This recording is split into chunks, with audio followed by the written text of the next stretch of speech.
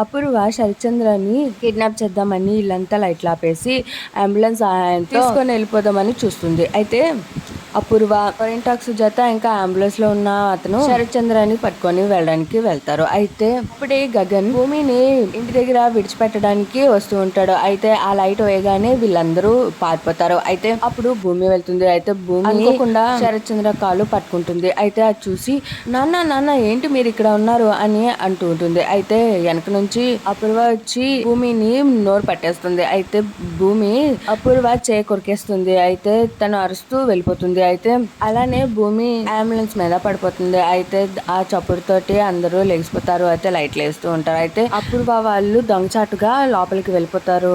అప్పుడు అంబులెన్స్ వాడు వచ్చి శరత్చంద్రాన్ని చంపడానికి చూస్తాడు. అయితే అది ఆపడానికి భూమి వెళ్తుంది. అయితే ఆ క్రమంలో భూమికి కట్ అయిపోతుంది. అయితే ఆ కట్ అయిపోయిన బ్లడ్ మొత్తం శరత్చంద్ర మొహం మీద పడుతుంది. అది పడగానే శరత్చంద్ర కోమా నుంచి బయటకు వస్తాడు. అయితే భూమి చాలా సంతోషిస్తుంది. అపూర్వ షాక్ అవుతుంది. అలానే సుజాత చాలా సంతోషిస్తుంది. Like share subscribe my channel.